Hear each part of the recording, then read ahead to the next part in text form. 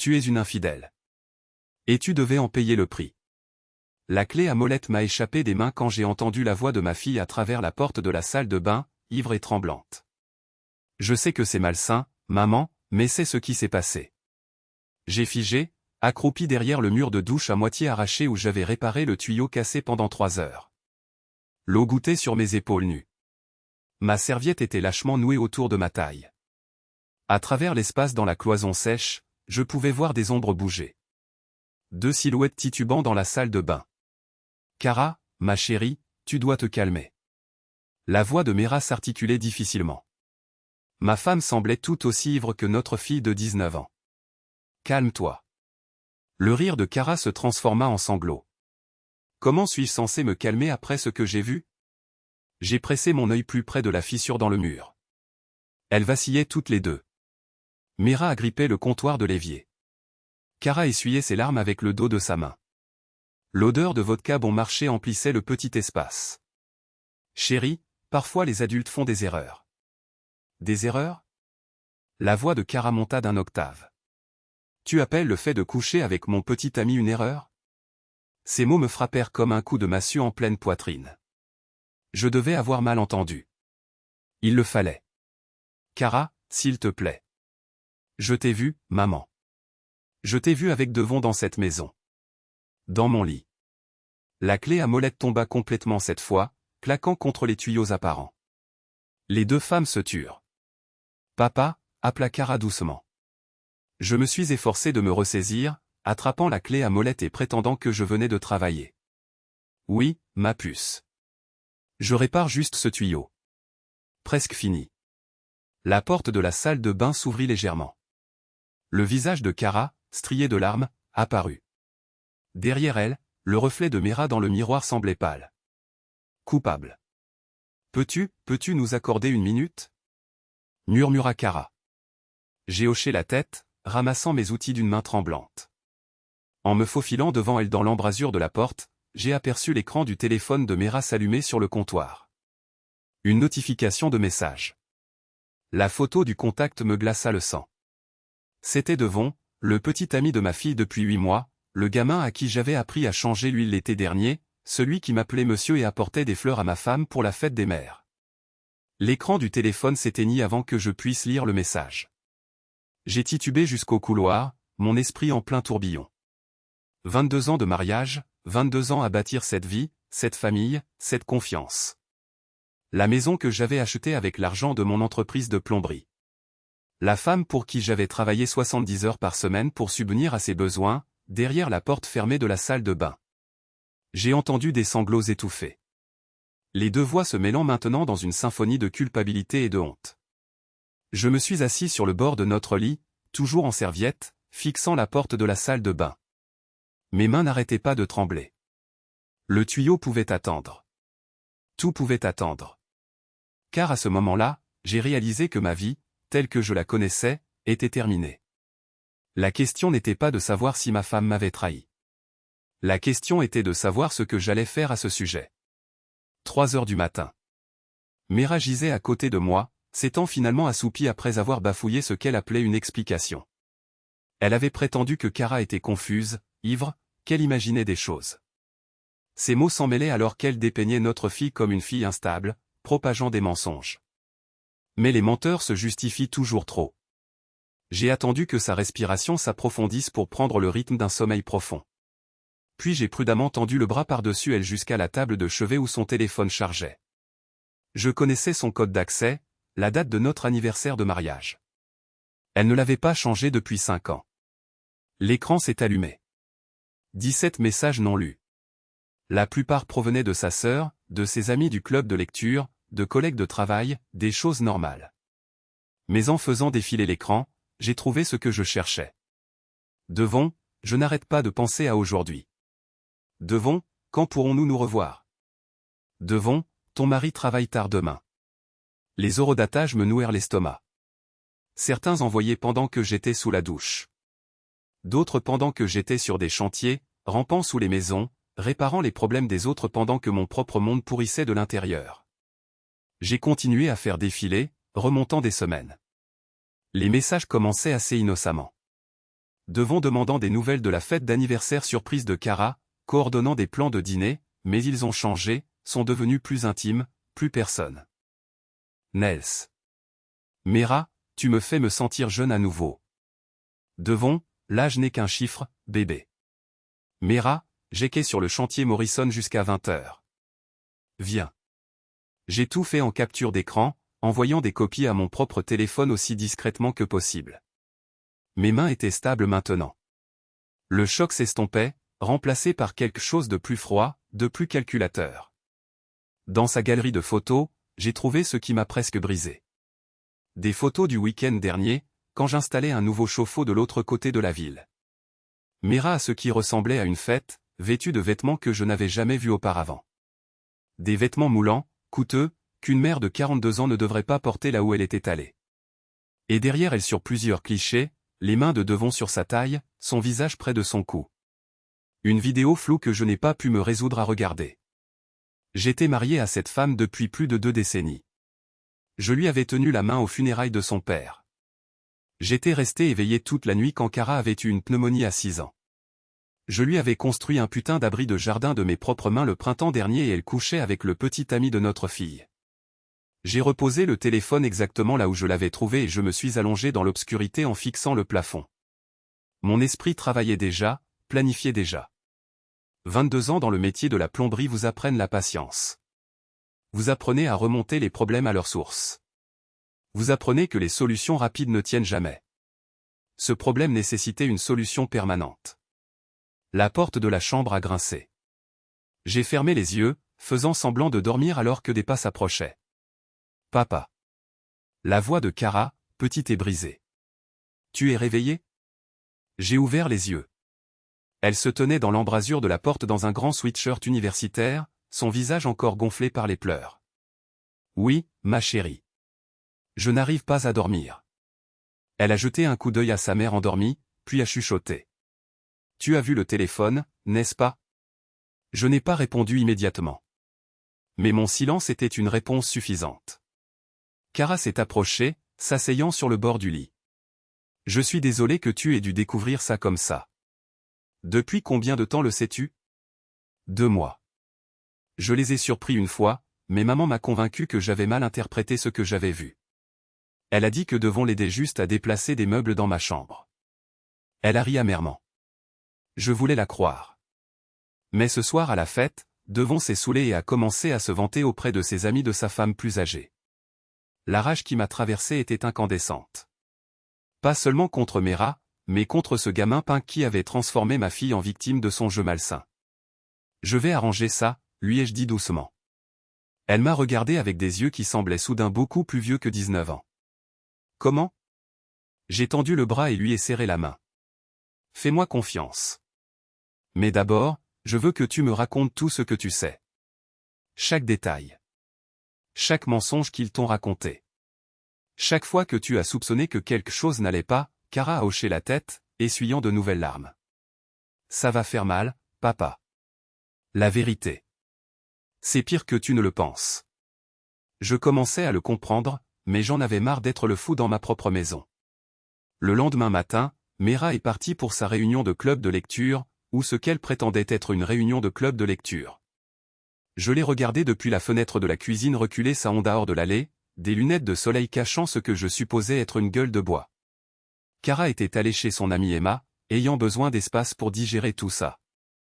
Cela me laissait seul avec mes pensées et un besoin croissant de réponse. J'avais travaillé dans la construction assez longtemps pour savoir que les maisons gardent des secrets. Les gens cachent des choses dans les murs, sous les planchers, dans des espaces où ils pensent que personne ne cherchera jamais. J'avais trouvé de tout, des lettres d'amour au cache d'argent, lors de travaux de rénovation. La chambre de ma propre fille semblait être un territoire étranger alors que je me tenais dans l'embrasure de la porte. Des murs roses de ces années de collège, des affiches de groupe, des photos d'amis, un hôtel à une enfance qui avait été empoisonnée par une trahison adulte. J'ai commencé par les tiroirs de son bureau, fournitures scolaires, vieux chargeurs de téléphone, maquillage, rien d'inhabituel. Sa commode contenait des vêtements et des bijoux. Toujours rien. Mais alors j'ai remarqué quelque chose d'étrange dans son placard.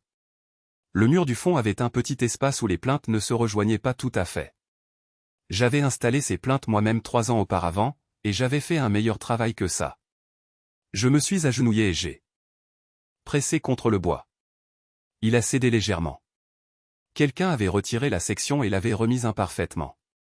Derrière le panneau, enveloppé dans un sac en plastique, se trouvait un carnet de composition. Je l'ai ouvert à la première page, écrite de la main soignée de Kara. Si quelqu'un lit ceci, cela signifie que quelque chose m'est arrivé. Ou que j'ai finalement eu le courage de dire la vérité sur maman. Mes mains tremblèrent en tournant les pages. Des entrées datant de 4 mois. 15 mars. Devon était là quand je suis rentré du travail. Maman a dit qu'il m'attendait, mais je les ai trouvés dans la cuisine, très proches l'un de l'autre. Quand ils m'ont vu, maman a reculé vite comme si elle était coupable de quelque chose. 28 mars. J'ai trouvé un verre de vin avec du rouge à lèvres dans la voiture de Devon, pas ma teinte. Quand je lui ai demandé, il a dit que sa mère avait emprunté la voiture, mais sa mère ne boit pas de vin. 10 avril. J'ai entendu maman au téléphone tard dans la nuit. Elle parlait à voix basse, disant des choses comme « J'aimerais avoir ton âge à nouveau et il ne me comprend pas comme toi ». Quand j'ai demandé à qui elle parlait, elle a dit que c'était sa sœur, mais tante Nicole vit à Seattle. L'appel était local. Les entrées sont devenues plus détaillées, plus désespérées. 20 avril. J'ai suivi maman aujourd'hui quand elle a dit qu'elle allait à l'épicerie. Elle est allée au Riverside Motel. J'ai attendu sur le parking pendant 2 heures. Le camion de Devon était là tout le temps. 3 mai. J'ai confronté Devon directement. Il a tout admis. Il a dit que maman avait fait le premier pas, qu'elle était seule et qu'elle lui faisait se sentir spécial. Il a dit que ce n'était pas sérieux, juste physique. Comme si cela arrangeait les choses. Comme si mes sentiments n'avaient pas d'importance. 15 mai. Devon m'a supplié de ne pas le dire à papa. Il a dit que cela détruirait la famille. Maman ne sait pas que je suis sûr, mais elle agit bizarrement avec moi. Elle m'achète des cadeaux coûteux, m'emmène faire du shopping. Des cadeaux de culpabilité. La dernière entrée datait de seulement 3 jours, le 20 juillet. Je n'en peux plus. Devon pense qu'il peut m'avoir moi et maman. Maman pense qu'elle s'en tire. Papa mérite de savoir. Mais comment détruire son monde? Comment lui dire que sa femme couche avec le petit ami de sa fille? Qu'elle a déjà fait ça avant? Parce que Devon a laissé échapper hier soir. Il a dit que maman lui avait raconté des histoires sur d'autres gars, des gars plus jeunes. Elle a dit que ce n'était pas sa première fois avec quelqu'un de mon âge. J'ai fermé le journal, ma vision brouillée par la rage, pas seulement la colère de la trahison, mais la fureur de voir ma fille porter ce fardeau seule. Comment elle me protégeait tout en étant détruite par la vérité. Mon téléphone a vibré. Un message de Mera. Club de lecture en retard. Ne m'attendez pas. J'ai regardé l'horodatage. 14h30 un mardi. Quel club de lecture se réunit à 14h30 un mardi? Je suis allé dans ma chambre et j'ai ouvert la boîte à bijoux de Mera. Cachée sous ses boucles d'oreilles se trouvait une carte clé d'hôtel, le Riverside Motel, chambre 237, le même motel que Kara avait mentionné dans son journal. J'ai mis la carte clé dans ma poche et je me suis dirigé vers mon camion. Il était temps de voir à quoi ressemblait exactement le club de lecture de ma femme. Je ne suis pas allé au motel ce jour-là. Au lieu de cela, j'ai conduit chez Best Buy et j'ai dépensé $600 que je ne pouvais pas me permettre en équipement de surveillance. De minuscules caméras, des traceurs GPS, des appareils d'enregistrement audio, le genre de choses que les détectives privés utilisent. Si j'allais détruire mon mariage, j'allais le faire correctement, avec des preuves qui tiendraient en cours, lors des audiences de garde, partout où j'en aurais besoin. Cette nuit-là, j'ai attendu que Mera soit sous la douche et j'ai installé la première caméra dans sa voiture, cachée sous le siège passager. Le traceur GPS est allé à l'intérieur de son sac à main, cousu dans la doublure où elle ne penserait jamais à regarder. L'enregistreur audio était plus délicat. Je l'ai caché dans sa tasse de café préférée, celle qu'elle emportait au travail tous les jours. Celle que je lui avais achetée pour notre 10e anniversaire avec « Meilleure femme du monde » imprimée sur le côté. L'ironie ne m'a pas échappé. Au cours des 3 jours suivants, j'ai observé ses habitudes. Le GPS montrait qu'elle disait la vérité sur le travail. Elle allait bien au bureau d'assurance où elle était employée depuis 8 ans. Mais les mardis et jeudis après-midi, elle faisait des détours. Toujours vers la même zone de la ville. toujours pendant exactement 90 minutes. La caméra cachée dans sa voiture a capturé un enregistrement audio qui m'a rendu malade. Sa voix, je ne peux pas continuer à mentir à Jake pour toujours. La voix de Devon, alors ne ment pas. Ne lui dis rien. Elle, et si Kara dit quelque chose? Devon, Kara ne dira rien. Elle a trop peur de blesser les sentiments de papa. Le rire après ce commentaire a failli me faire percer un trou dans le mur de mon atelier. Mais l'enregistrement qui a tout changé est arrivé le jeudi après-midi. Devon, mes parents posent des questions. Ma mère nous a vus au dîner la semaine dernière. Mera, qu'est-ce que tu leur as dit? Devon, que tu es juste la mère de Kara. Mais je ne pense pas qu'il l'ait cru. Mera, peut-être devrions-nous nous calmer un peu. Devon, pas question, tu es la meilleure chose qui me soit arrivée. D'ailleurs, ce n'est pas ton premier rodéo avec des jeunes gars. Le rire de Mera était sensuel. Satisfait. Tu es un mauvais. Devon, parle-moi des autres. Mera, il y avait ce gars quand Kara était au lycée, le frère aîné de son ami. Mon Dieu, il était beau. Et avant ça, le meilleur ami de mon neveu, de l'âge de l'université. Ils sont juste tellement désireux de plaire, tu sais, tellement reconnaissants. Mes mains tremblaient en écoutant ma femme décrire un mode de comportement qui remontait à des années. Elle ne trompait pas seulement. C'était une prédatrice, ciblant de jeunes hommes, utilisant probablement sa position de femme plus âgée et expérimentée pour les manipuler. J'ai repensé à toutes les fois au fil des ans où elle avait prétendu aider les amis de Kara avec leurs candidatures universitaires, transporter des garçons qui avaient besoin de transport, organiser des groupes d'études. Combien de ces interactions avaient été des couvertures pour autre chose? Cette nuit-là, j'ai confronté Kara avec ce que j'avais appris. Ton journal mentionnait qu'elle avait déjà fait ça avant, lui ai-je dit alors que nous étions assis dans mon camion devant un Dairy Queen, quelque part où Mera ne pouvait pas nous entendre. Kara a hoché la tête, remuant son milkshake sans le boire. Devon n'était pas le premier. Au lycée, le frère de mon amie Sarah, Matt, a commencé à agir bizarrement avec moi. Il a dit que ma mère lui avait envoyé des SMS, lui demandant de l'aider avec le jardin quand tu étais absent. Il semblait avoir peur d'en parler. Pourquoi ne me l'as-tu pas dit alors? Parce que je n'étais pas sûr et parce que je ne voulais pas croire que ma propre mère puisse faire une chose pareille. Elle m'a regardé avec des yeux pleins de douleur. Papa, et s'il y en a d'autres? Et si elle fait ça depuis des années et que nous ne l'avons jamais su? L'idée m'avait déjà traversé l'esprit. Combien de jeunes hommes Mera avait-elle victimisé pendant que je travaillais pour subvenir aux besoins de notre famille?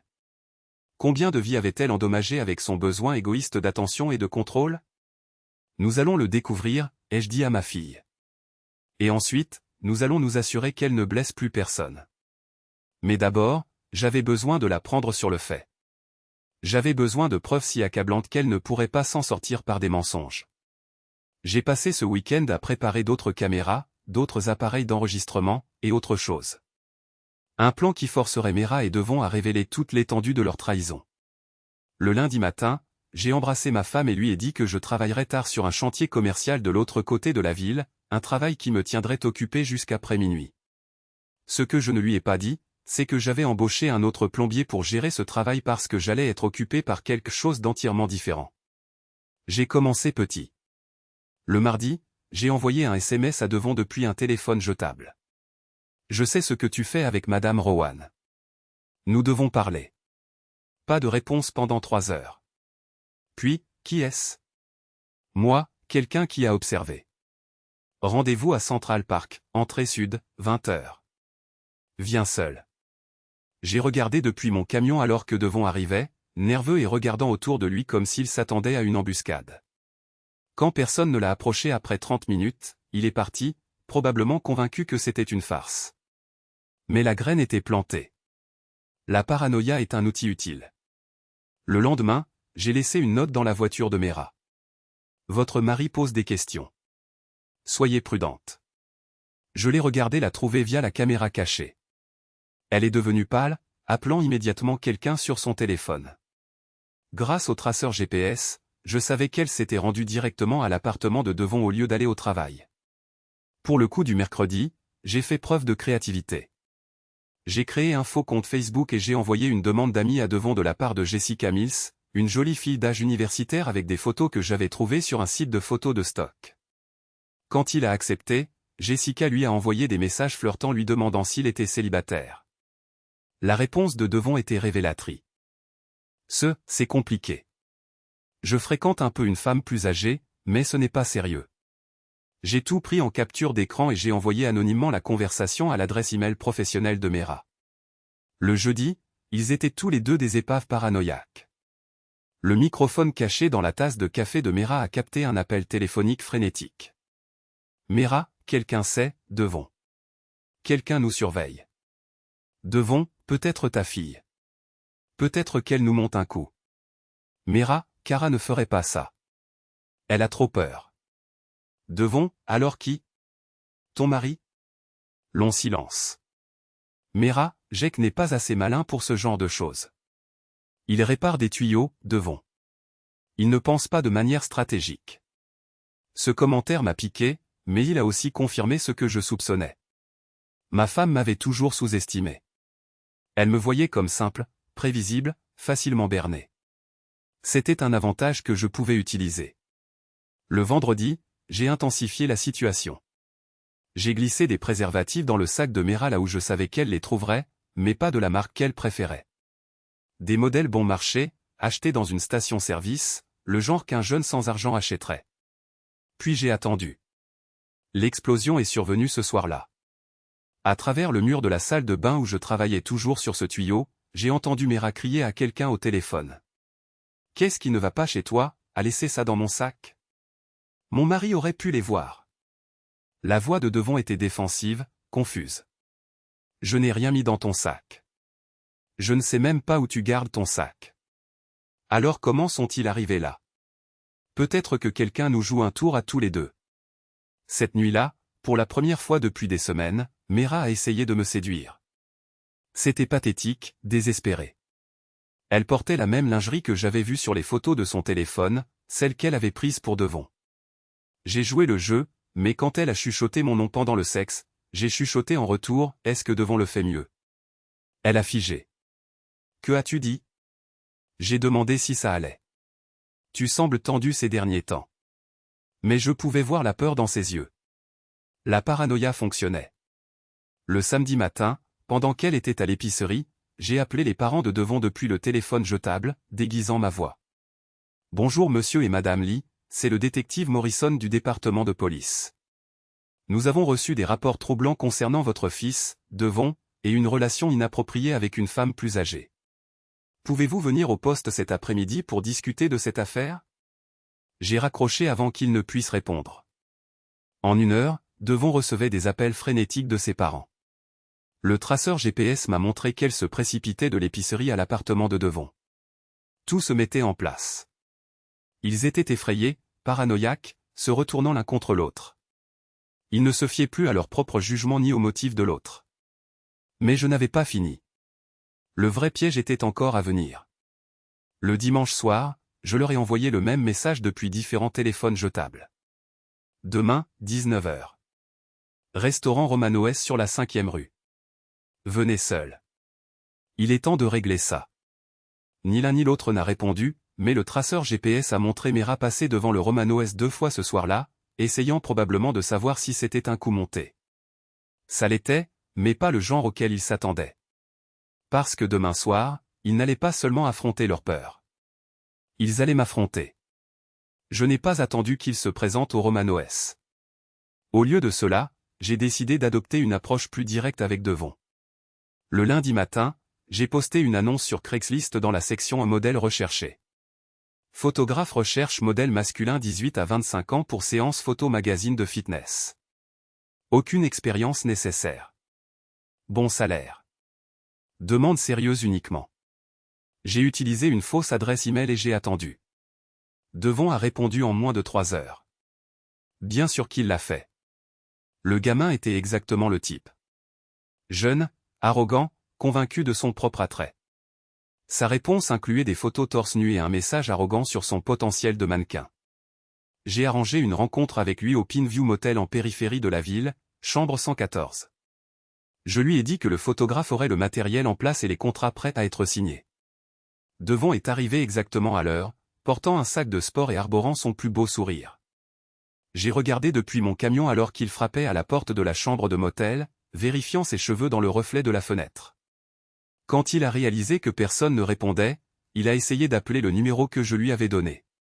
Une ligne déconnectée. C'est à ce moment-là que je suis sorti de mon camion. Devin. Il s'est retourné, son visage paix. Halissant quand il m'a vu marcher vers lui à travers le parking. Monsieur Rowan, qu'est-ce que vous faites ici? Je vous attends. Je pouvais voir son esprit s'emballer, essayant de comprendre ce que je savais, dans quel piège il était tombé. À son crédit, il n'a pas essayé de s'enfuir immédiatement. Je ne comprends pas. Je suis ici pour une séance photo. Non, tu es ici parce que je t'ai attiré ici. Tout comme tu as attiré ma fille dans une relation pendant que tu couchais avec sa mère. Le mot resta suspendu dans l'air entre nous. Tout le corps de Devon se tendit, prêt à s'enfuir. Monsieur Rowan, je crois qu'il y a un malentendu. Le seul malentendu était de penser que tu étais un gamin respectable. J'ai sorti mon téléphone et lui ai montré une des captures d'écran des messages de Mera. Ses propres mots parlant des astuces des femmes plus âgées. Les épaules de Devon s'affaissèrent. Il savait qu'il était pris. Depuis quand, ai-je demandé. Monsieur Rowan, s'il vous plaît. Je peux expliquer. Depuis quand couchez-vous avec ma femme? Il a regardé autour du parking comme s'il planifiait une voie d'évasion. 3 mois, peut-être 4. Mais ce n'était pas. Ça ne voulait rien dire. C'est juste arrivé. Les choses comme ça n'arrivent pas simplement. Quelqu'un fait un choix. Quelqu'un le poursuit. Quelqu'un décide que trahir une famille vaut quelques heures de plaisir. Elle a fait le premier pas avec moi, dit-il rapidement. Je jure devant Dieu, Monsieur Rowan, je venais juste de déposer Kara après un film. Et Madame Rowan m'a demandé de l'aider à déplacer des meubles. Elle a commencé à parler de sa solitude, de la façon dont vous travailliez toujours, de la façon dont elle se sentait invisible. Le classique coup du prédateur. Faire en sorte que la victime se sente spéciale, nécessaire, coupable de ne pas aider. Et tu crois que ça justifiait de tromper avec la mère de ta petite amie? Je sais ce que ça donne, mais... Combien d'autres, Devon? Quoi? Combien d'autres femmes plus âgées? Combien d'autres mères de petites amies? Combien de mariages as-tu contribué à détruire? Aucune. C'était la première fois, je le jure. Je ne suis pas une sorte de trompeur en série, mais elle l'est. Cela l'arrêta net. Votre femme m'a parlé des autres, ai-je poursuivi. D'autres jeunes hommes, d'autres familles qu'elle a déchirées pour son propre amusement. Tu n'es pas spécial, Devon. Tu n'es que la dernière victime d'un schéma qui remonte à des années. Je pouvais voir la réalisation le frapper, la compréhension qu'il n'avait pas été séduit par une femme seule et négligée. Il avait été chassé par une prédatrice spécialisée dans les jeunes hommes exactement comme lui. Qu'est-ce que vous voulez? Demanda-t-il doucement. Je veux que tu comprennes ce que tu as fait à ma fille. Ce que tu lui as pris, sa confiance, sa première relation sérieuse, sa capacité à croire en les gens. Je n'ai jamais voulu faire de mal à Kara. Mais tu l'as fait. Chaque fois que tu l'as embrassée après avoir été avec sa mère, chaque fois que tu lui as menti en face, chaque fois que tu l'as laissé croire qu'elle était folle de soupçonner que quelque chose n'allait pas, le visage de Devon s'affaissa. Pour la première fois, il ressemblait à ce qu'il était vraiment, un gamin stupide qui s'était retrouvé complètement dépassé. Je suis désolé, murmura-t-il. Désolé ne répare pas ce que tu as cassé. J'ai sorti un enregistreur numérique et l'ai posé sur le capot de sa voiture. Voici ce qui va se passer. Tu vas tout me dire. Chaque détail de ta relation avec ma femme, chaque mensonge que tu as raconté à ma fille, chaque fois que vous vous êtes rencontrés, ce que vous avez fait, ce qu'elle a dit de moi et de Kara. Pourquoi? Parce que si tu ne le fais pas, je m'assurerai que tout le monde sache quel genre de personne tu es vraiment. Tes parents, tes amis, tes employeurs, chaque université où tu pourrais vouloir aller. Je ferai en sorte que chaque fois que quelqu'un tapera ton nom sur Google, il découvre que tu es le genre d'homme qui séduit les femmes plus âgées et trahit les petites amies adolescentes. C'était un bluff, mais Devon ne le savait pas. Il a regardé l'enregistreur, puis moi, puis le parking vide autour de nous. Si je vous dis tout, que se passe-t-il ensuite? Alors tu disparais de nos vies pour toujours. Tu romps avec Kara, tu cesses de contacter ma femme, et tu ne t'approches plus jamais de ma famille. Devon a hoché la tête lentement. Et si je ne le fais pas, je me suis approché de lui. Alors je cesserai d'être civilisé à ce sujet. Il a ramassé l'enregistreur d'une main tremblante. Par où voulez-vous que je commence? 3 jours plus tard, j'avais tout ce dont j'avais besoin. La confession de Devon enregistrée, des photos et des messages du téléphone de Mera, des relevés bancaires montrant l'argent qu'elle dépensait.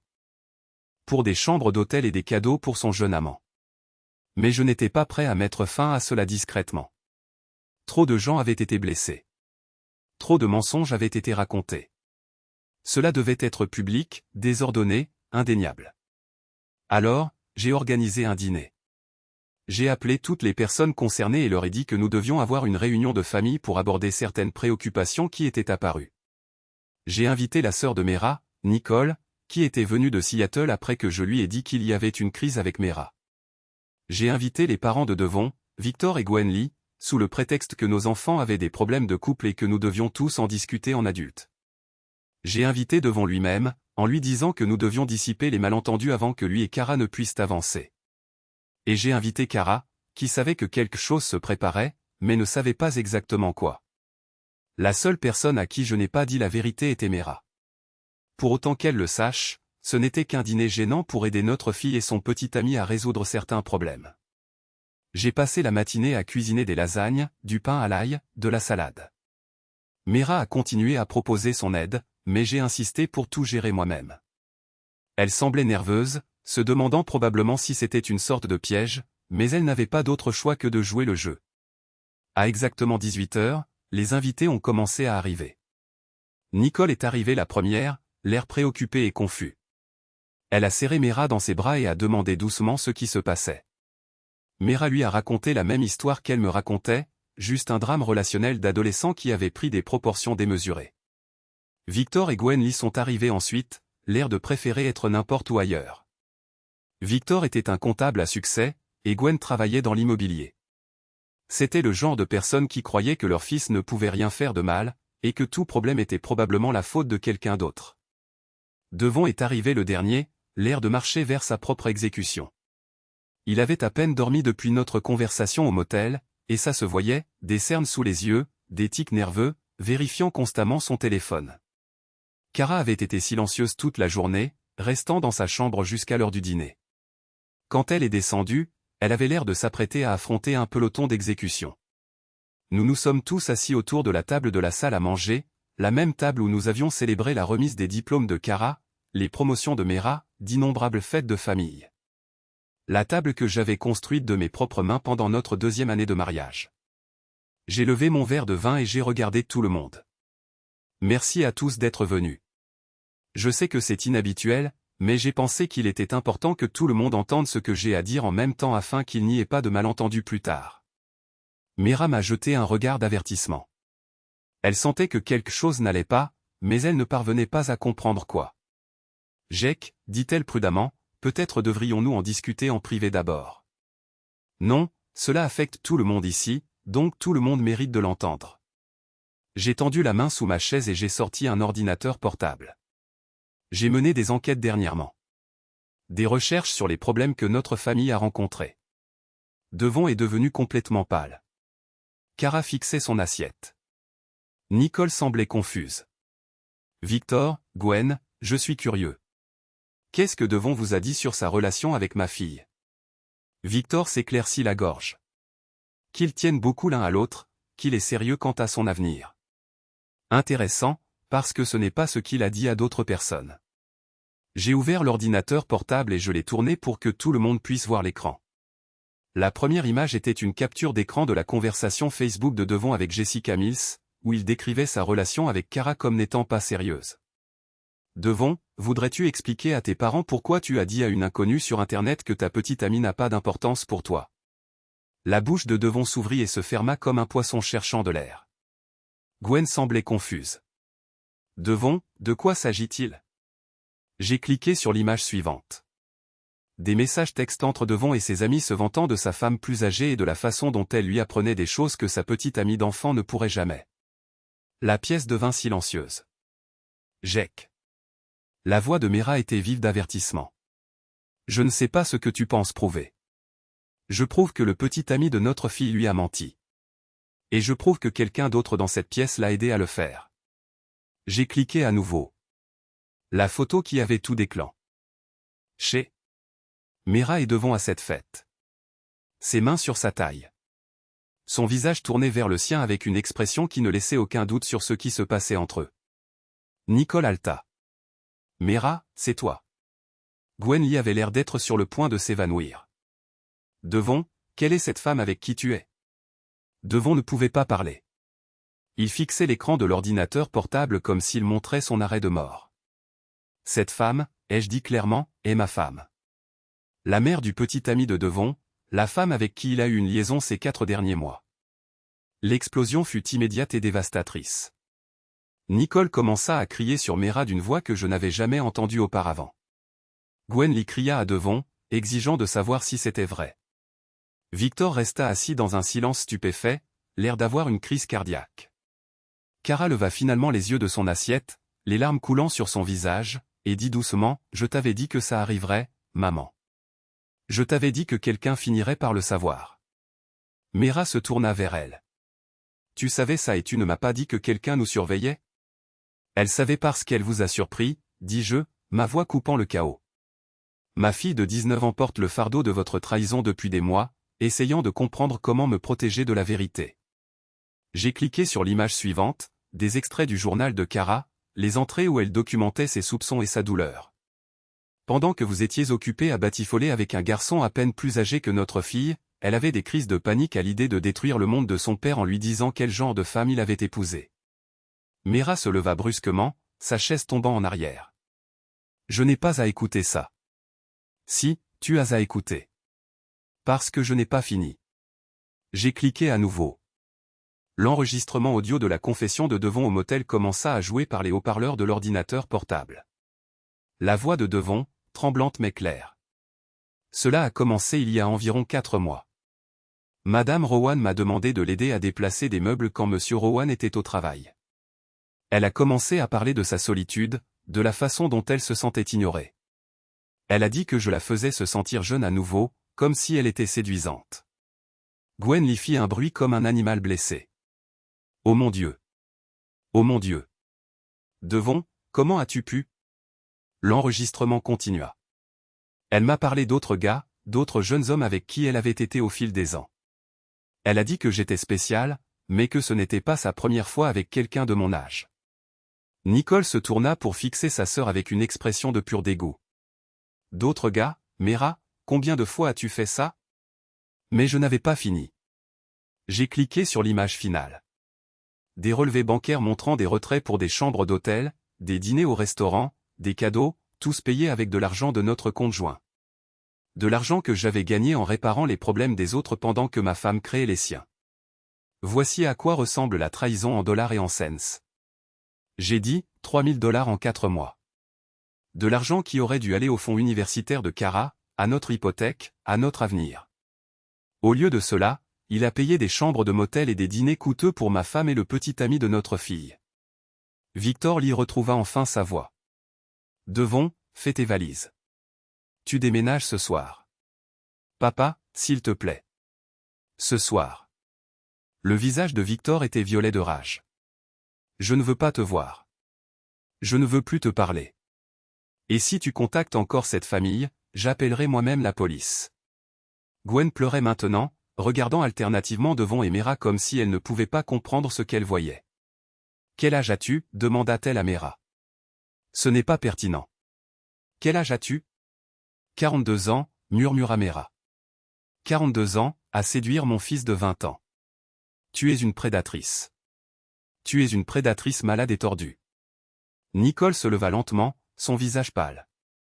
Je dois te dire quelque chose, Jake. Quelque chose que j'aurais dû te dire il y a des années, mais je pensais, j'espérais me tromper. La pièce redevint silencieuse, tout le monde la regardant. Quand Kara était au lycée, il y avait un garçon, Matt Harrison, le frère aîné de Sarah Harrison. Il est venu me voir après que quelque chose se soit passé. Il a dit que Mera lui avait envoyé des SMS, lui demandant de venir l'aider avec le jardin quand tu étais absent. Il a dit qu'elle avait essayé de le séduire, mais qu'il avait eu peur et s'était enfui. Mes mains se sont serrées en poing. Pourquoi ne me l'as-tu pas dit? Parce que j'ai confronté Mera à ce sujet et elle m'a convaincu que le garçon mentait. Elle a dit qu'il était troublé, qu'il cherchait de l'attention. Elle m'a fait croire que c'était juste un gamin perture. Becky inventait des histoires. Nicole se tourna pour dévisager sa sœur. Mais il y en avait un autre, n'est-ce pas, avant Matt, cet ami de notre neveu Tommy? Comment s'appelait-il? Brandon? Le visage de Mera devint complètement blanc. Brandon Mills, continua Nicole. 21 ans, traversant une période difficile après le décès de son père. Tu t'es jeté sur lui comme un vautour, n'est-ce pas? Offrant du réconfort, jouant la femme plus âgée et compréhensive. Sa mère m'a dit qu'il avait fait une dépression nerveuse après tout ce qui s'était passé entre vous deux. Elle n'a jamais su pourquoi. Ça suffit, dit Mera. Mais sa voix n'avait aucune force. Non, ce n'est pas suffisant parce qu'il y en avait probablement d'autres jeunes hommes dont vous avez endommagé la vie avec votre besoin malsain de contrôle et d'attention. J'ai regardé autour de la table le désastre de ce qui avait été mon dîner de famille. Devon sangloter ouvertement maintenant, ses parents le regardant comme un étranger. Kara était figée, observant son monde s'effondrer en temps réel. Et Mera. Mera ressemblait à un animal piégé, ses yeux allant et venant entre les visages, la fixant avec dégoût et mépris. J'ai une dernière chose à vous montrer, dis-je doucement. J'ai fouillé dans la poche de ma veste et j'ai sorti une enveloppe manille. De celle-ci, j'ai extrait des papiers de divorce déjà remplis, déjà signés par moi, n'ayant besoin que de sa signature pour officialiser. Ces papiers me donnent la garde complète de Kara, en fonction de votre comportement de prédatrice documenté envers de jeunes hommes. Ils exigent également que vous subissiez une évaluation psychologique et des conseils avant d'être autorisé à tout contact non supervisé avec des mineurs. J'ai glissé les papiers sur la table vers elle. Vous pouvez les signer maintenant devant témoins et quitter cette maison ce soir avec un peu de dignité intacte. Ou vous pouvez me combattre au tribunal où toutes ces preuves deviendront publiques. Mera fixa les papiers comme s'ils étaient couverts de poison. Jake, s'il te plaît. On peut s'arranger. On peut aller en thérapie. On peut arranger ça. Il n'y a rien à arranger. Ce n'est pas un problème de mariage ou un problème de communication. C'est un problème de caractère. Tu es une prédatrice qui cible de jeunes hommes, et je ne le tolérerai pas autour de ma fille. Notre fille, corrigea-t-elle désespérément. Non, ma fille. Tu as perdu le droit de l'appeler ainsi quand tu as décidé de coucher avec son petit ami. Je me suis levé et j'ai marché jusqu'à une armoire dans le coin de la pièce. J'en ai sorti une clé USB. Kara, ceci contient des copies de tout. Les photos, les messages, les enregistrements, les relevés bancaires. Si ta mère essaie un jour de te contacter ou de te manipuler à nouveau, si elle essaie un jour de réécrire l'histoire ou de te faire douter de ce qui s'est réellement passé, tu as la preuve. Kara a pris la clé USB d'une main tremblante. Nicole se leva brusquement. Kara, fais un sac. Tu viens avec moi à Seattle jusqu'à ce que ça se règle. Ce n'est pas nécessaire, commença Mera. Si, ça l'est, claqua Nicole. Parce que je ne te fais plus confiance avec aucune jeune personne, y compris ta propre fille. Les parents de Devon se dirigeaient déjà vers la porte. Victor tirant son fils comme s'il était contaminé. Nous paierons toute thérapie dont Kara aura besoin, cria Gwen par-dessus son épaule. Et nous sommes vraiment désolés pour ce que notre fils a fait à votre famille. La porte claqua derrière eux. J'ai regardé Mera, toujours assise à table avec les papiers de divorce devant elle. Tu as 1 heure pour faire tes valises avec ce que tu peux mettre dans ta voiture. Après ça, je change les serrures. Jake, c'est ma maison aussi. Non, cette maison est à mon seul nom. L'acte, l'hypothèque, tout. Tu ne t'es jamais donné la peine de contribuer à autre chose que ton salaire d'assurance, qui couvrait à peine tes propres dépenses. C'était vrai. J'avais acheté la maison avec de l'argent économisé grâce à mon entreprise de plomberie avant de nous marier. J'avais payé chaque amélioration, chaque réparation, chaque mise à niveau avec ma propre main-d'œuvre et mes gains. Mera sembla enfin comprendre qu'elle n'avait plus de cartes à jouer. Elle a pris un stylo d'une main tremblante et a signé les papiers de divorce. Alors qu'elle se levait pour partir, elle regarda Kara une dernière fois. Bébé, j'espère qu'un jour tu comprendras. Comprendre quoi? La voix de Kara était froide, plus âgée que ses 19 ans. que tu as détruit notre famille pour quelques heures d'excitation, que tu m'as traumatisé pendant des mois parce que tu ne pouvais pas te tenir à l'écart de mon petit ami, que tu as probablement fait ça à d'autres familles et que tu ne t'es jamais soucié des dégâts que tu as causés. Kara se leva, les larmes coulant sur son visage, mais sa voix était stable. J'espère ne jamais comprendre ça, maman.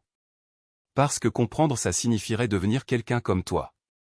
Mera est partie sans un mot de plus. La maison semblait vide sans la présence de Mera, mais pas d'une manière triste. Plus comme le sentiment que l'on ressent quand la fièvre finit par tomber. Épuisé, mais propre. Nicole avait ramené Kara à son hôtel pour la nuit, prévoyant de conduire à Seattle le matin. Je me suis assis seul dans ma cuisine, fixant les papiers de divorce signés et essayant de comprendre à quoi ressemblerait ma vie à partir de maintenant. Mon téléphone a sonné vers minuit.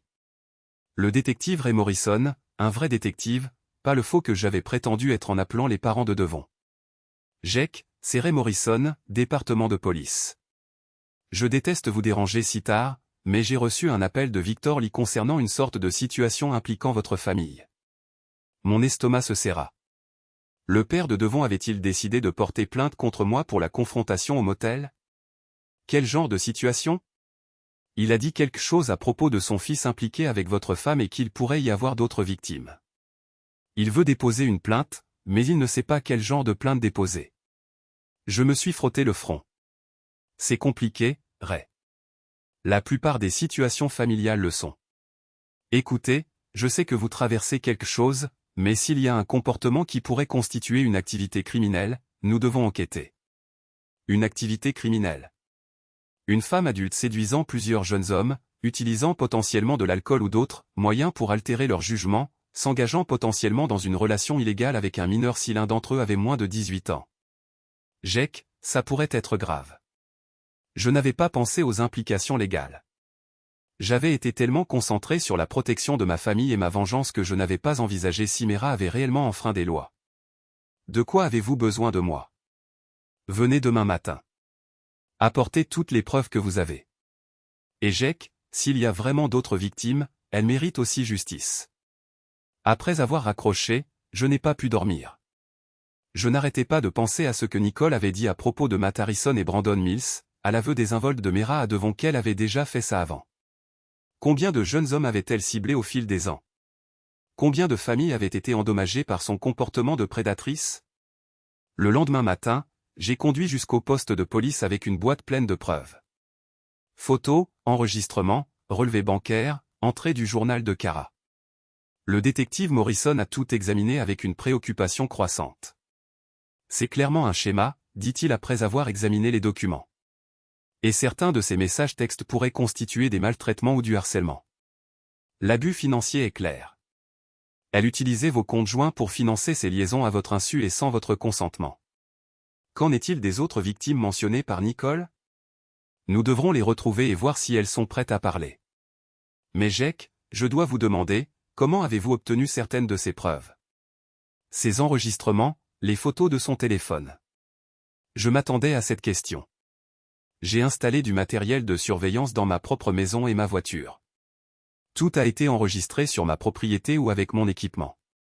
C'était une zone grise légale, mais Morrison hocha la tête. Compréhensible étant donné les circonstances.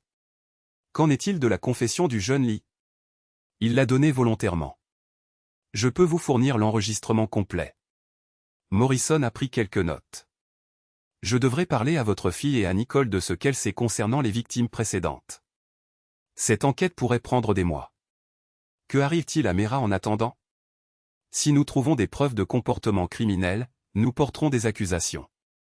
Si l'une des victimes était mineure au moment des incidents, elle pourrait faire face à de graves accusations criminelles. J'ai quitté le poste de police avec un sentiment étrange de vide. J'avais obtenu ma vengeance, protégé ma fille et exposé le schéma d'abus de Mera. Mais la victoire semblait creuse quand on réalisait combien de personnes avaient été blessées en chemin. Cet après-midi-là, Nicole a appelé de Seattle. Jake, j'ai passé quelques coups de fil concernant le passé de Mera. Que as-tu trouvé? J'ai contacté la mère de Brandon Mills. Elle est prête à parler à la police. Et j'ai retrouvé Matt Harrison. Il est à l'université maintenant, mais il se souvient de ce qui s'est passé. Il a dit qu'il avait eu peur d'en parler à qui que ce soit parce qu'il pensait que personne ne le croirait. Jésus, il y a plus. J'ai appelé notre cousine à Denver, je lui ai d'M. Demandé si elle se souvenait de quelque chose d'inhabituel concernant le comportement de Mera quand nous y étions il y a 5 ans. Elle a dit qu'il y avait un jeune homme qui travaillait à leur country club, peut-être 22 ou 23 ans. Il a démissionné subitement après la visite de Mera. Et quand elle lui a demandé pourquoi, il a dit qu'il ne se sentait plus à l'aise avec certains membres. L'ampleur du comportement de prédatrice de Mera devenait claire. Ce n'était pas seulement une tromperie opportuniste.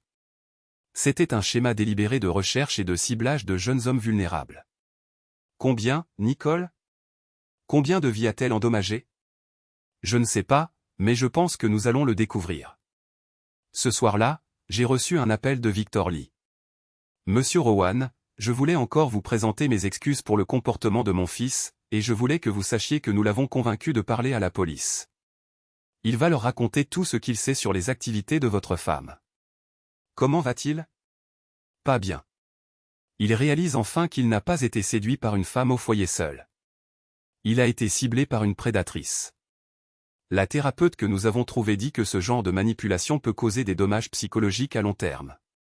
Une autre victime. Une autre vie altérée par le besoin égoïste de Mera de contrôle et d'excitation. Monsieur Lee, j'espère que vous savez que je ne blâme pas entièrement Devon pour ce qui s'est passé. Il est jeune et elle a des années de pratique dans ce domaine. Vous êtes plus indulgent que je ne le serais à votre place.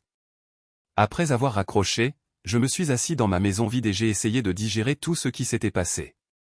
En moins d'une semaine, j'étais passé d'un mari trahi à un participant à une enquête criminelle sur le comportement de prédatrice de ma femme. Le téléphone a sonné à nouveau. Cette fois, c'était Cara qui appelait de Seattle. Papa, tante Nicole m'a parlé de l'enquête policière, des autres victimes. Comment gères-tu ça? Je ne sais pas. Une partie de moi se sent coupable. Comme si peut-être si j'avais parlé plus tôt, j'aurais pu empêcher cela d'arriver à Devon et à ceux qui viendront ensuite. Cara, ce n'est pas ta faute. Tu as aussi été une victime. Manipulée et réduite au silence par quelqu'un qui aurait dû te protéger. Je sais, mais ça fait toujours mal. Nous avons parlé pendant 1 heure de plus, et pour la première fois depuis que tout ce cauchemar avait commencé, j'ai senti que ma fille et moi pourrions reconstruire notre relation, peut-être même la rendre plus forte qu'elle ne l'avait été auparavant. Mais d'abord, nous devions voir la justice être rendue, et je commençais à comprendre que ma vengeance personnelle n'était que le début d'un règlement de compte beaucoup plus vaste. 2 semaines plus tard, le détective Morrison a appelé avec une mise à jour.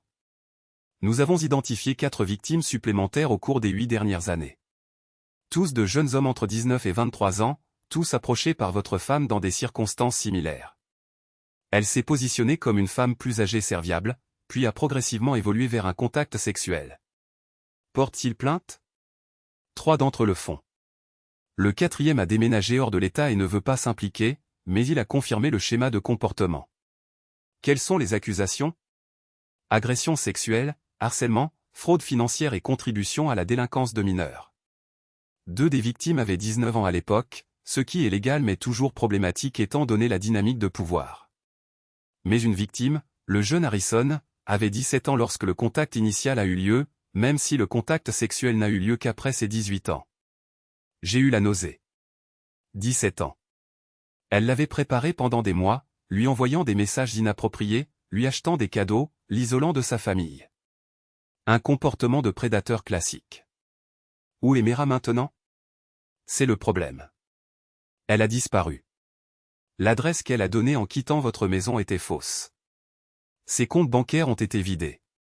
Son téléphone portable est déconnecté. Mon sang se figea. Vous voulez dire qu'elle s'est enfuie?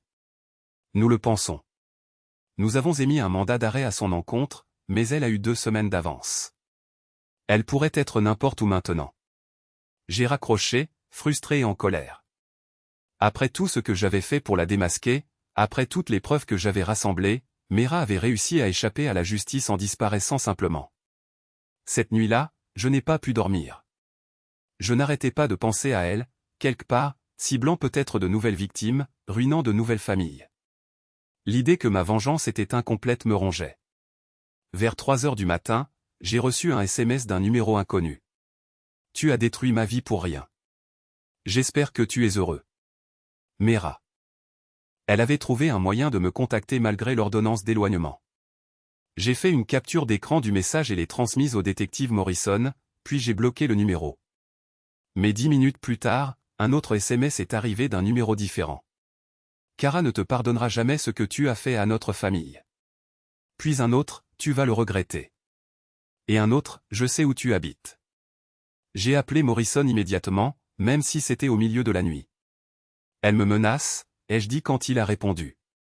Plusieurs SMS de différents numéros. Transférez-les tous à moi.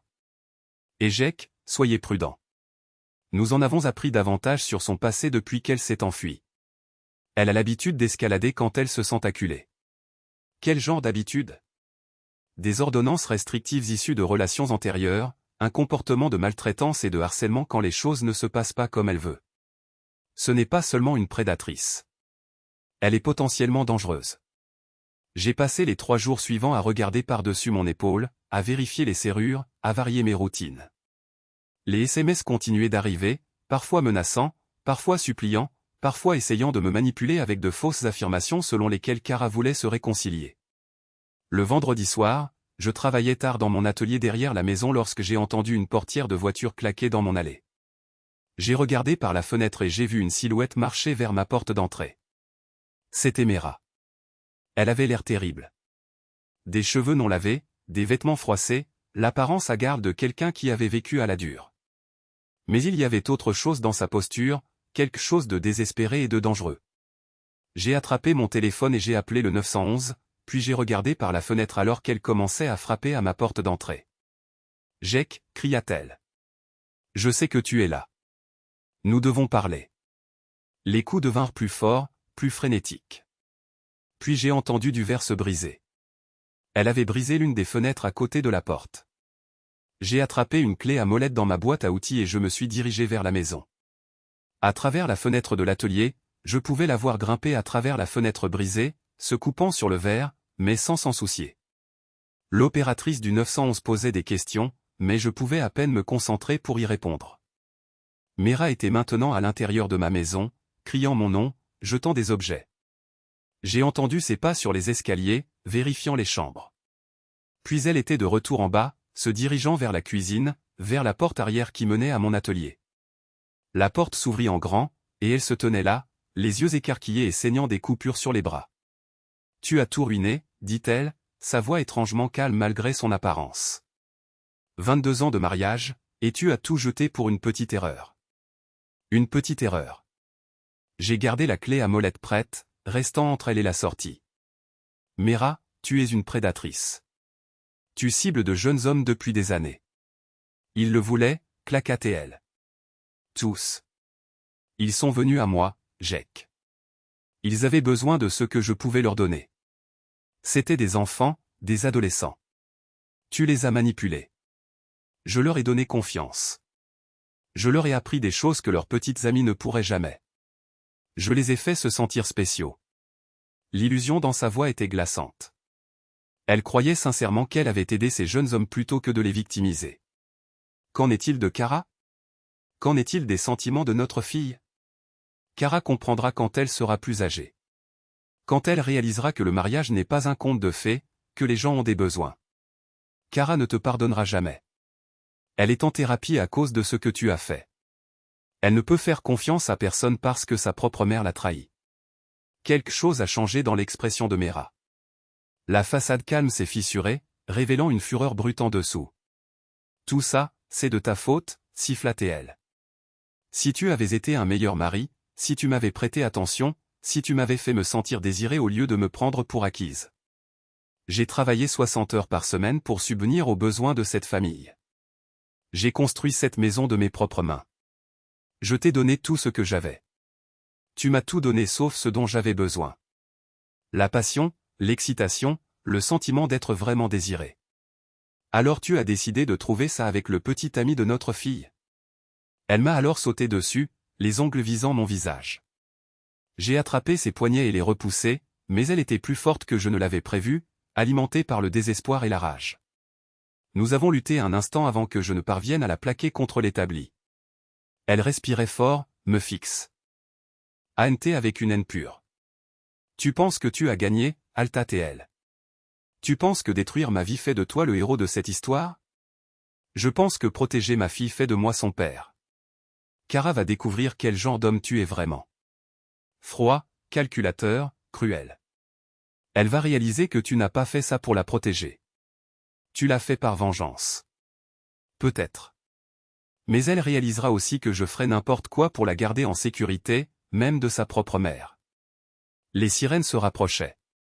Mera les a entendues aussi, et son expression est passée à la panique. Jake, s'il te plaît. On peut encore arranger ça. On peut partir quelque part. Recommencer. Il n'y a pas d'arrangement possible, Mera. Il n'y a pas de retour en arrière. Alors je ferai en sorte que tu perdes tout aussi, murmura-t-elle. Si je ne peux pas retrouver ma vie, je détruirai la tienne. La police a fait irruption par la porte de l'atelier à ce moment-là, arme au poing. J'ai relâché les poignets de Mera et j'ai reculé, main visible. Elle a fait irruption dans ma maison, leur ai-je dit rapidement. Elle envoyait des messages menaçants. Ils ont menotté Mera alors qu'elle criait des menaces et des accusations, prétendant que je l'avais attaquée, que j'avais manipulé les preuves, que j'étais le vrai prédateur. Le détective Morrison est arrivé alors qu'il la faisait monter dans la voiture de patrouille. C'est fini, Jake, dit-il doucement. Elle sera détenue sans caution en attendant le procès. Les preuves sont accablantes. Elle ne s'en sortira pas, j'ai regardé la voiture de patrouille disparaître dans ma rue, emportant Mera de ma vie pour toujours. Mais je savais que ce n'était pas vraiment fini. Les dégâts qu'elle avait causés se répercuteraient sur des dizaines de vies pendant des années. Les jeunes hommes qu'elle avait victimisés auraient besoin de thérapie et de temps pour guérir. Kara aurait besoin de reconstruire sa capacité à faire confiance. Et j'aurais besoin de comprendre comment vivre avec la connaissance que la femme que j'avais aimée et en qui j'avais eu confiance pendant plus de 2 décennies avait toujours été une prédatrice. 6 mois plus tard, je me suis tenu dans une salle d'audience et j'ai vu un juge condamner Mera à 8 ans de prison. Elle avait plaidé coupable à de multiples chefs d'agression sexuelle, de harcèlement, de fraude financière et de violation d'ordonnances restrictives. Les procureurs avaient initialement demandé 12 ans, mais son avocat a négocié l'accord de plaidoyer en échange de sa coopération pour identifier d'autres victimes. Il y avait un total de 11 victimes, 11 jeunes hommes dont la vie avait été endommagée par le comportement de prédatrice de ma femme au cours de près d'une décennie. Kara est revenue de Seattle pour la condamnation. Elle s'est assise à côté de moi dans la galerie, sa main dans la mienne alors que le juge lisait les accusations et les déclarations d'impact des victimes. Matt Harrison, maintenant âgé de 22 ans et à l'université, a parlé des crises de panique et des problèmes de confiance qu'il avait tourmentés depuis sa rencontre avec Mera quand il avait 17 ans. Brandon Mills, le jeune homme que Nicole avait mentionné, a parlé de la dépression et des problèmes relationnels qui ont suivi son expérience avec elle. Devon n'a pas témoigné, mais ses parents ont soumis une déclaration écrite décrivant la thérapie dont il avait eu besoin et la façon dont l'expérience avait affecté sa capacité à former des relations saines. Quand ce fut mon tour de parler, je suis resté simple. Votre honneur, j'ai été marié à l'accusé pendant 22 ans. Je pensais la connaître. Je pensais que c'était une bonne personne, une bonne mère, quelqu'un à qui je pouvais confier ma vie et le bien-être de ma fille. Je me suis trompé sur tout cela. L'accusée est une prédatrice qui cible de jeunes hommes vulnérables. Elle utilise sa position d'adulte, de figure maternelle, pour manipuler et maltraiter les gens qui lui font confiance. Elle a endommagé des dizaines de vies, y compris celle de sa propre fille, et elle n'a montré aucun véritable remords pour tout cela. Je ne demande pas vengeance. Je demande justice pour toutes les personnes qu'elle a blessées et protection pour toutes les personnes qu'elle pourrait blesser à l'avenir. Mera était assise à la table des accusés dans une combinaison orange, fixant droit devant elle. Elle ne me regarda pas, ne regarda pas Kara, ne reconnut pas la douleur décrite dans les déclarations d'impact des victimes. Quand le juge lui a demandé si elle avait quelque chose à dire avant la condamnation, elle s'est levée et a parlé d'une voix plate, sans émotion. J'accepte la responsabilité de mes actes et je suis désolé pour tout le mal que j'ai pu causer. C'était l'excuse la plus creuse que j'ai jamais entendue. Même alors, même face à 8 ans de prison, elle ne pouvait pas se résoudre à admettre l'étendue complète de ce qu'elle avait fait. Après la condamnation, Kara et moi sommes sortis du palais de justice ensemble. Les médias attendaient. L'affaire avait attiré l'attention en raison du schéma d'abus et du nombre de victimes. « Comment vous sentez-vous par rapport à la sentence ?» demanda un journaliste. J'ai regardé la caméra et j'ai dit, j'ai le sentiment que justice a été rendue, mais aucune sentence ne peut annuler les dégâts causés aux victimes ou leur rendre l'innocence qui leur a été volée. Ce soir-là, Kara et moi avons dîné dans un petit restaurant près de ma maison. Elle prévoyait de rester encore quelques jours avant de retourner à Seattle, où elle s'était inscrite à l'université et vivait avec Nicole. « Es-tu d'accord avec la sentence ?» lui ai-je demandé. « Je pense que oui. 8 ans, ça semble long, mais quand je pense à toutes les personnes qu'elle a blessées. » Kara a secoué la tête. Je me demande juste comment j'ai vécu avec elle pendant 19 ans sans jamais vraiment savoir qui elle était. Les gens peuvent cacher leur vraie nature pendant longtemps, surtout quand ils sont habitués à manipuler. Penses-tu qu'elle essaiera de me contacter quand elle sortira? Pas si j'ai mon mot à dire. Et d'ici là, tu seras une adulte avec ta propre vie. Tu auras la force de gérer tout ce qu'elle essaiera. Kara a hoché la tête. Mais je pouvais voir la peur dans ses yeux, la connaissance que sa mère serait finalement libérée, que ce chapitre de nos vies avait une date d'expiration. Papa, je veux que tu saches que je ne te blâme pour rien de tout cela. Ce que tu as fait, la démasquer, rassembler les preuves, s'assurer qu'elle affronte la justice, c'était la bonne chose. Je n'en suis pas si sûr. Je pense qu'une partie était de la vengeance. Je voulais la blesser comme elle nous avait blessés, peut-être. Mais tu m'as aussi protégé et tu as protégé d'autres victimes potentielles. Cela compte plus que tes motivations. Nous sommes rentrés en voiture dans un silence confortable. Quand nous sommes arrivés à la maison, Kara est montée à l'étage pour faire ses bagages pour un vol de retour à Seattle. Je me suis assis dans ma cuisine, regardant l'espace que j'avais construit de mes propres mains. Cela semblait différent maintenant, plus propre, comme une maison où les secrets ne pouvaient pas survivre. Mon téléphone a vibré avec un SMS de Nicole. Comment ça s'est passé aujourd'hui? J'ai tapé en retour, 8 ans. C'est fini. Comment Kara le gère-t-elle? Mieux que je ne l'espérais. Elle est plus forte que je ne lui donnais de crédit. Ça, elle le tient de toi. J'ai souri à ça. Peut-être que Kara irait bien. Peut-être que nous irions bien tous les deux. Au cours de l'année suivante, j'ai lentement reconstruit ma vie. J'ai développé mon entreprise de plomberie, prenant des chantiers commerciaux plus importants. J'ai recommencé à fréquenter quelqu'un, prudemment, en prenant mon temps, apprenant à faire confiance à mon jugement sur les gens. Kara venait me voir tous les quelques mois et nous parlions régulièrement au téléphone. Elle s'épanouissait à l'université, étudiant la psychologie avec l'objectif de devenir conseillère pour les victimes d'abus. Elle avait trouvé un moyen de transformer son traumatisme en un but. Devon avait déménagé dans un autre état pour l'université. Ses parents m'ont envoyé une carte de Noël avec un mot disant qu'il allait mieux, que la thérapie l'avait aidé à comprendre qu'il avait été victimisé plutôt que séduit. Certaines des autres victimes m'ont contacté dans les mois qui ont suivi le procès. Elles voulaient me remercier d'avoir eu le courage d'exposer le comportement de Mera. Plusieurs avaient commencé leur propre thérapie et travaillaient à reconstruire leur vie. Le détective Morrison m'a dit que Mera avait du mal en prison. Les détenus ne voyaient pas d'un bon œil les prédatrices d'enfants, même lorsque les victimes étaient techniquement adultes.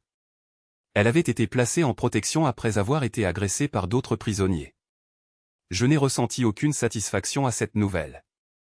J'avais obtenu ma vengeance, mais elle ne m'avait pas apporté la clôture que j'attendais. La vraie guérison était venue de la reconstruction de ma relation avec Kara et de l'aide apportée à d'autres victimes pour obtenir justice. 2 ans après le procès, j'ai reçu une lettre de Mera de prison. L'adresse de l'expéditeur m'a retourné l'estomac, mais je l'ai lu quand même. Jake, je sais que tu ne veux probablement pas avoir de mes nouvelles, mais je devais te dire que je comprends maintenant ce que j'ai fait de mal. La thérapie ici m'a aidé à voir que j'utilisais ces jeunes hommes pour combler un vide dans ma propre vie et que j'ai blessé tout le monde dans le processus. Je n'attends pas le pardon, mais je veux que tu saches que je suis sincèrement désolé pour ce que je vous ai fait endurer, à toi et à Kara. Tu as été un bon mari et été une femme terrible. J'espère que tu as trouvé le bonheur sans moi. Mera. J'ai lu la lettre 2 fois, puis je l'ai jetée à la poubelle. Certaines personnes auraient pu y voir des excuses sincères, un signe que Mera assumait enfin la responsabilité de ses actes. Mais j'avais vécu avec ces mensonges trop longtemps pour croire qu'un changement était possible. La lettre n'était probablement qu'une autre manipulation, une autre tentative de se montrer sympathique au cas où cela l'aiderait lors des audiences de libération conditionnelle. Je n'ai jamais répondu. Je ne voulais plus jamais entendre parler d'elle. 3 ans après le procès, j'ai épousé une femme nommée Sarah qui travaillait comme infirmière à l'hôpital local. Elle connaissait toute mon histoire, comprenait mon bagage et m'aimait quand même. Kara était ma meilleure amie lors de la petite cérémonie. Mira serait éligible à la libération conditionnelle dans 2 ans. J'avais déjà parlé à Kara et aux autres victimes de leur apparition à l'audience pour s'opposer à sa libération. Nous présenterions des preuves qu'elle restait un danger pour les jeunes hommes et que sa libération mettrait des victimes potentielles en danger. J'étais confiant qu'elle purgerait sa peine complète. La commission des libérations conditionnelles verrait clair dans toute prétention à la réhabilitation. Mais même si elle était libérée plus tôt, cela n'aurait pas d'importance. J'avais gagné la seule bataille qui comptait. J'avais protégé ma fille et veillé à ce que d'autres jeunes hommes ne subissent pas le même sort que ses victimes précédentes. Mira avait tout perdu. Sa famille, sa liberté, sa réputation, son avenir. Elle passerait le reste de sa vie inscrite au registre des délinquants sexuels, incapable de vivre près des écoles ou des programmes pour jeunes, constamment surveillée par les forces de l'ordre. Elle avait fait ses choix, et maintenant elle vivait avec les conséquences. J'avais fait mes choix aussi. J'ai choisi la justice plutôt que la vengeance, la protection plutôt que la représaille, la vérité plutôt que les mensonges confortables. Et contrairement à mon ex-femme, je pouvais vivre avec les conséquences de mes décisions. Debout dans mon jardin un samedi matin, regardant Sarah planter des fleurs dans le jardin que j'avais construit pour Mira il y a des années, j'ai réalisé que certaines histoires n'ont pas d'arc de rédemption. Certaines personnes ne changent pas, ne grandissent pas, n'apprennent pas de leurs erreurs. Mira était l'une de ces personnes. Elle avait choisi son chemin et l'avait parcouru volontairement, détruisant des vies en chemin. Mais j'avais choisi un chemin différent. J'avais choisi d'être le genre d'homme dont ma fille pouvait être fière, le genre d'homme qui défendait les victimes et luttait pour la justice. En fin de compte, c'était la seule rédemption qui comptait. Fin.